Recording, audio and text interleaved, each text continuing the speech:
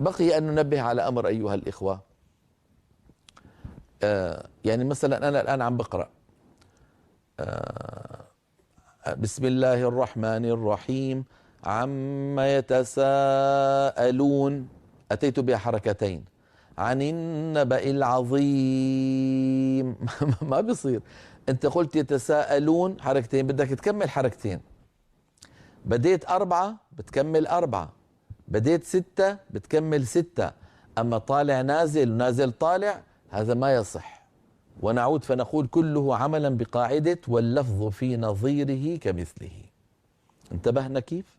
يعني الإنسان لما يأخذ في تلاوته في مجلس واحد، سواء كان هذا المجلس عبارة عن صلاة، مثلا أنا عم صلي إمام في الركعة الأولى قلت مثلا عما يتساءلون، إذا خرجت لون بدي كمل عن النبأ العظيم الذي هم فيه مختلفون، فأتابع حركتين حركتين حركتين.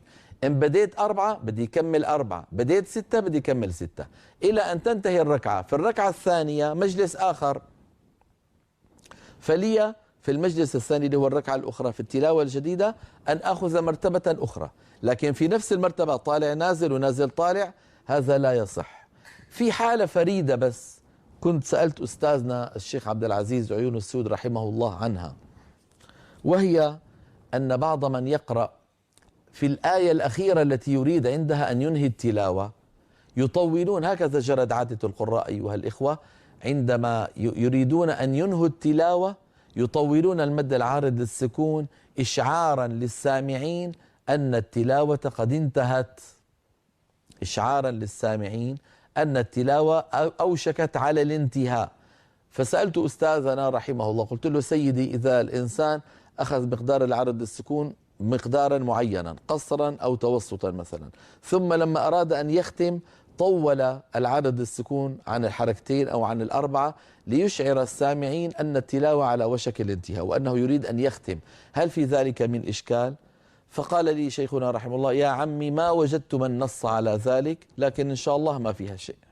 هكذا قال لي الشيخ، قال لي يا عمي ما وجدت من نص على ذلك. هذا الكلام من 35 سنة أيها الإخوة، ومن 35 سنة إلى الآن أنا أيضا ما وجدت من نص على ذلك، مع أنني شديد البحث في هذه الأمور، لكن ما وجدت من نص على ذلك. فقال شيخنا إن شاء الله ما فيها شيء. من باب شو قال إن شاء الله ما فيها شيء؟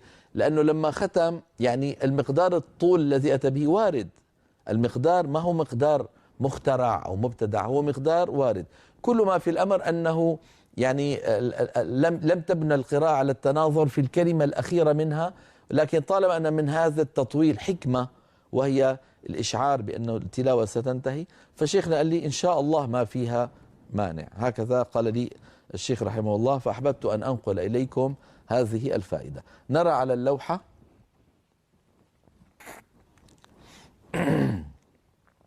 تنبيه: إذا ابتدأ القارئ تلاوته بأحد المقادير الثلاثة السابقة للمد العارض للسكون أو مد اللين، يعني سواء كان المقدار قصر أو توسط أو طول، فعليه أن يستمر على ذلك المقدار إلى أن ينهي تلاوته